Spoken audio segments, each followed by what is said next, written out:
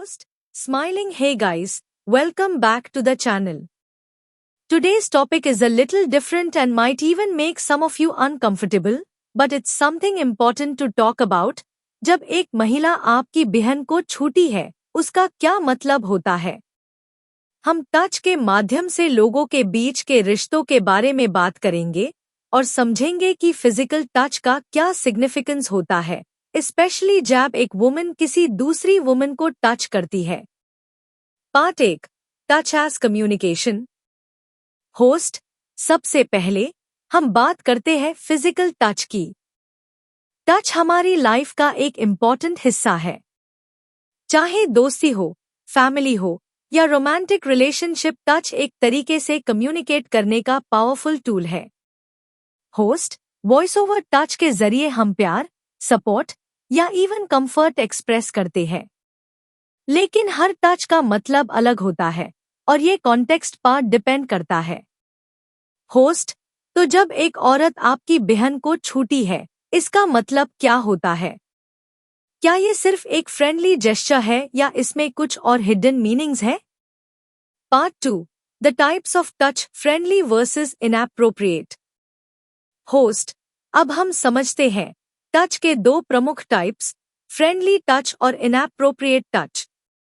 जब एक वुमन अपनी फीमेल फ्रेंड या बहन को हग करती है या शोल्डर पर हाथ रखती है, तो अक्सर ये एक कैजुअल, फ्रेंडली जेस्चर होता है।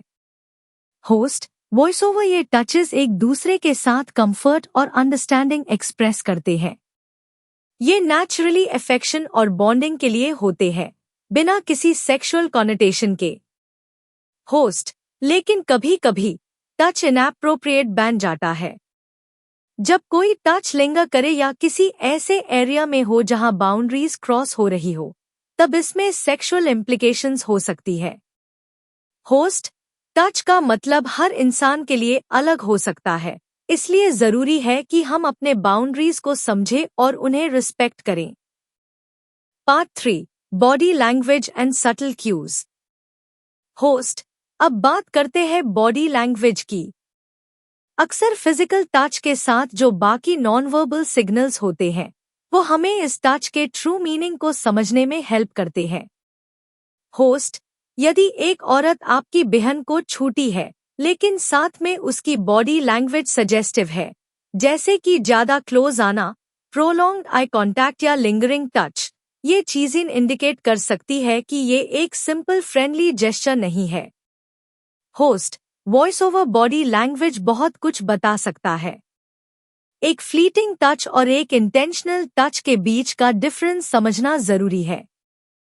Part 4, when touch crosses the line. Host, in a serious tone, तो कब टच एक लाइन क्रॉस करता है? जब टच अनवांटेड हो और जब ये एक ऐसे एरिया में हो जो पर्सनल या इंटीमेट स्पेस में आता है, तब ये प्रॉब्लमैटिक हो सकता है। यहाँ पर हमारे कंसेंट की इम्पोर्टेंस बहुत ज्यादा है। होस्ट, वॉइस ओवर किसी भी रिलेशनशिप में बाउंड्रीज का होना जरूरी है। जब टच बिना कंसेंट के या अनकंफर्टेबल जगह पर होता है, तब ये सेक्सुअल हैरासमेंट में भी काउंट हो सकता है। इसीलिए हमेशा क्लियर कम्युनिकेशन और कंसेंट होना चाहिए। होस्ट, अगर आपकी बहन या फ्रेंड को लगता है कि एक औरत का टच इनएप्रोप्रिएट था, तो उससे इस बारे में ओपनली बात करना जरूरी है। क्लियर बाउंड्री सेट करना और अपने कंफर्ट को पहले रखना सबसे इम्पॉर्टेंट है। Part 5, sexual implications of touch between women. Host, हमारे सोसाइटी में विमेन टू विमेन रिलेशनशिप्स को लेकर काफी कंफ्यूजन और अजम्पशंस होती है। लेकिन सच ये है कि विमेन के बीच भी रोमांटिक या सेक्सुअल अट्रैक्शन हो सकता है। जब एक औरत आपकी बहन को सेक्सुअल तरीके से छूती है, उसका मतलब अट्रैक्शन हो सकता है, लेकिन कंसेंट यहाँ भी सबसे पहला स्टेप होना चाहिए। होस्ट, कुछ लोग इस तरह की अट्रैक्शन को इग्नोर या सप्रेस करने की कोशिश करते हैं, लेकिन अगर ये ओपनली और रिस्पेक्टफुली हैंडल की जाए, तो मिसअंडरस्टैंडिंग से बचने में हेल्प मिलती है। होस्ट, हर इंसान का सेक्सुअल ओरिएंटेशन अलग होता है और ये जरूरी नहीं कि हर टच जो एक औरत दूसरी औरत को करती है, उसका सेक्सुअल मतलब हो। पर अगर आप या आपकी बहन फील करती है कि कोई लाइन क्रॉस हुई है, तो उससे ओपनली डिस्कस करना और एक्शन लेना जरूरी है। Part 6, communication and setting boundaries. Host, तो अगर आपको कभी ऐसा लगे कि एक औरत का टच अनकंफर्टेबल है, क्या करना चाहिए? सबसे पहली चीज जो करनी चाहिए वो है ओपन कम्युनिकेशन।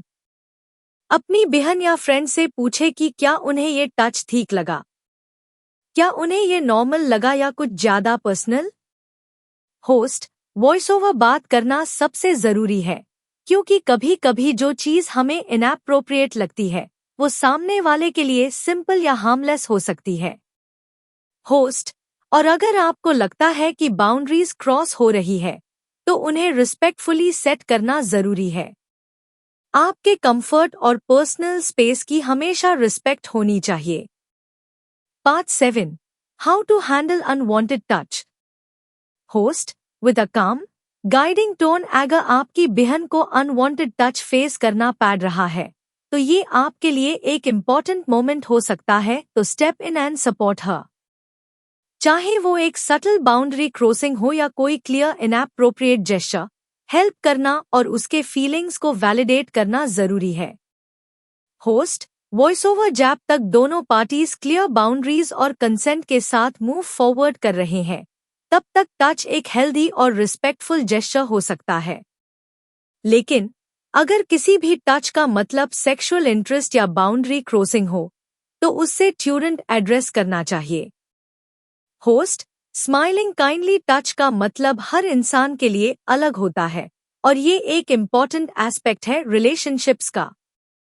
आज के टॉपिक में हमने देखा कि कैसे कॉन्टेक्स्ट, बॉडी लैंग्वेज और कम्युनिकेशन एक टच के मीनिंग को शेप करते हैं।